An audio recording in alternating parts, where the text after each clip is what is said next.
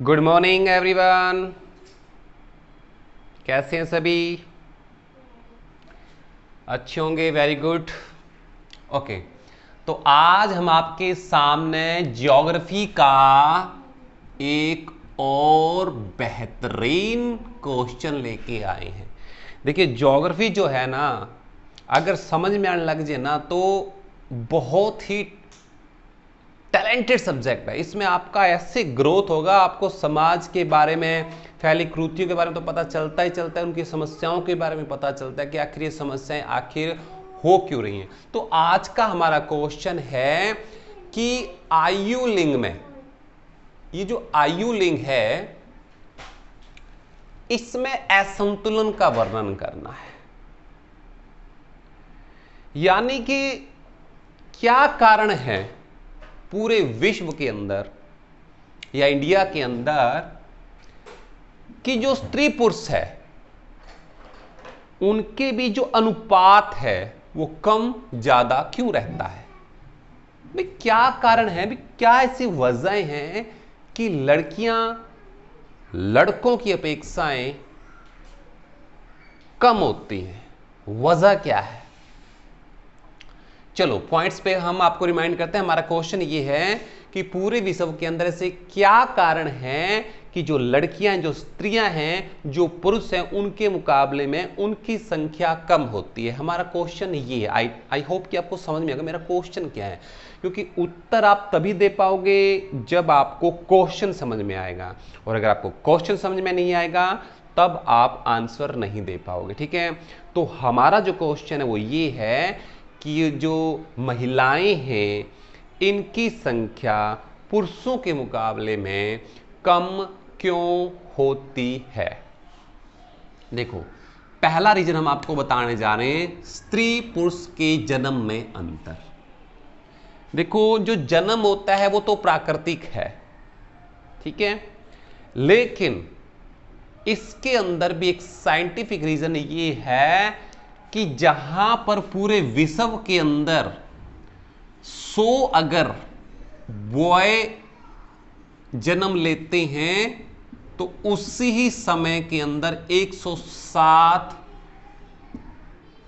Girls का जन्म होता है। सॉरी, ये आंकड़ा हमने अपोजिट बता दिया है कि यहां पर तो जो लड़के हैं वो तो होते हैं 107 और जो लड़कियां हैं वो है 100।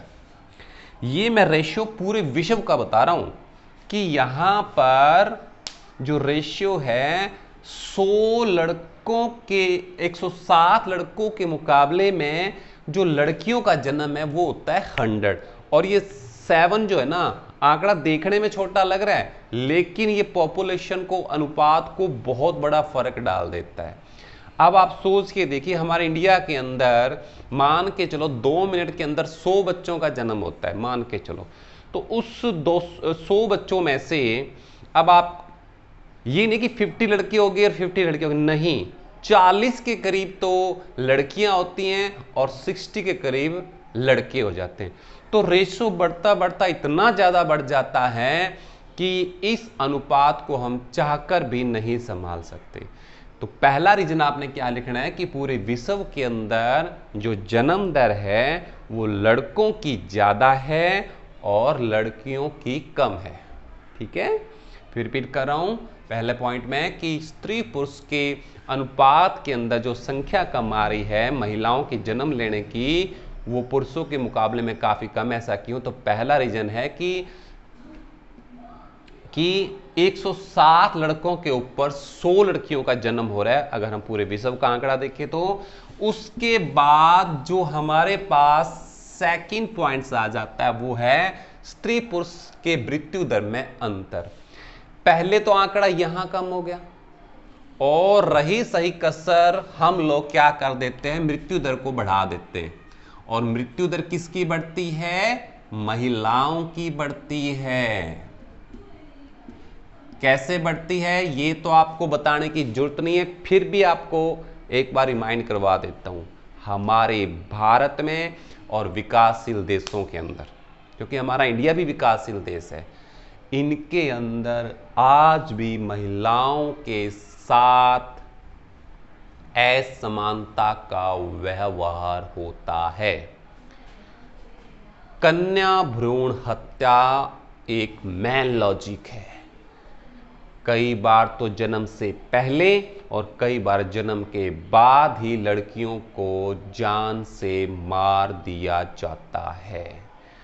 कुछ पेरेंट्स आज भी लड़कियों को अपशकुन मानते हैं, अभिशाप मानते हैं, जबकि ऐसे वो पेरेंट्स होते हैं जो समाज के नाम पर कलंक होते हैं, एक बदनुमा दाग होते हैं। ऐसे पेरेंट्स की थिंकिंग को हमें क्या करना चाहिए बताने की जरूरत नहीं है, ठीक है। तो क्या करते हैं, जन्म लेने से पहले ही जो पेरेंट्स अपने कोख के अंदर ही लड़कियों का जो मृत्यु कर देते हैं, वास्तव में वो पेरेंट्स कहलाने के लायक ही नहीं है, ठीक है।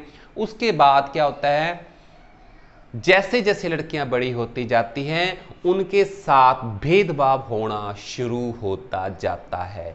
बचपन से लेकर, जन्म के पहले से लेकर और मरते दम तक उनके साथ सिर्फ और सिर्फ क्या होता है, सिर्फ भेदभाव होता है। जन्म होने के बाद ही स्टार्ट हो जाता है कि नहीं, तूने तो अगले घर जाना है। अरे कौन सा घर, लड़की का कौन सा घर है। माँ बाप बोलते हैं तेरा घर तो नेक्स्ट है, आगे जाते हैं तो वो बोलते हैं तेरा कौन सा घर है। पूरी जिंदगी ही लड़की को ये नहीं पता चल पाता आखिर उसका घर कौन सा है, ठीक है। तो पेरेंट्स भी उसको अपने ऊपर बर्डन मानते हैं, और जब तक मानते रहेंगे देश का विकास नहीं हो सकता। आज समाज के अंदर लड़कियां कहां तक पहुंच गई हैं। आज समाज को चलाने में सबसे बड़ा योगदान महिलाओं का है, और उन्हीं को ही हम इस कदर से उनका रेशियो घटा रहे हैं, बस थर्ड थिंकिंग की वजह से, यानी कि नेगेटिव थिंकिंग की वजह से, कुछ असामाजिक तत्वों की वजह से ही ये प्रॉब्लम्स आती है, ठीक है। सारी बुरी नहीं होती, लेकिन हमारी मेंटलिटी ऐसी सेट हो रखी है कि नहीं, लड़कियां बुरी होती नहीं, पूरी तरह से। अच्छा, उसके बाद आते हैं मृत्यु दर इनकी बढ़ रही है, कन्या भ्रूण हत्या है, और कई बार जब महिलाएं बड़ी हो जाती हैं, उनकी मैरिज कर दी जाती है, तो ससुराल के अंदर उनको किसी न किसी बात पर, चाहे वो दहेज का मैटर हो या किसी और मैटर हो, उसके अंदर भी उनकी बलि दे दी जाती है। तो ये चीजें धीरे धीरे धीरे धीरे धीरे धीरे बढ़ती जा रही है, लेकिन इस चीज को कोई अकेला व्यक्ति दूर नहीं कर सकता। इस चीज को दूर करने के लिए समाज के सारे लोगों का साथ हमें इकट्ठा होना पड़ेगा, समाज से लड़ना पड़ेगा, ऐसे लोगों के खिलाफ स्टेप उठाना पड़ेगा जो आज आपके नहीं हुए कल को किसी और के क्या होंगे। हमें ऐसे लालची लोगों को जो दहेज के खिलाफ ऐसे कार्य करते हैं अपनी बेटी को नहीं सौंपना चाहिए। हमें क्या देखना है, एक पढ़ा लिखा समाज देखना है। इस मैटर पे बोलने के लिए बहुत कुछ है मेरे पास, लेकिन समय कम होने की वजह से मैं नहीं बोल पा रहा हूं कि क्यों वजह है कि स्त्रियां जनसंख्या में इतनी कम हो जाती हैं और पुरुष बढ़ते जाते हैं। सरकार इतना कुछ कर भी लेती है, लेकिन उसके बावजूद भी संख्या कम होती है। क्यों? करप्शन, भ्रष्टाचार। बड़े बड़े डॉक्टर भी चंद रुपयों के लिए मासूम जो लड़कियां होती है उनको जन्म लेने से पहले ही मृत्यु दे देते हैं। क्या ऐसे डॉक्टर समाज के लिए कलंक का काम नहीं कर रहे? अगर हमारा बात चले ना, ऐसे डॉक्टरों को रोड के ऊपर खड़ा करके गोली से उड़ा दें, बट क्या करें, डॉक्टर है ना, कह नहीं सकते। तो ऐसे डॉक्टरों से ना होना ही ज्यादा बेटर है, जो जन्म लेने से पहले ही ऐसा बैड टास्क करते हैं। थर्ड आता है प्रवास। घर का जो काम होता है, जो पैसे कमाने का काम है या रोजगार का काम है, ज्यादातर हमारे विकासशील देशों के अंदर पुरुषों को करना होता है।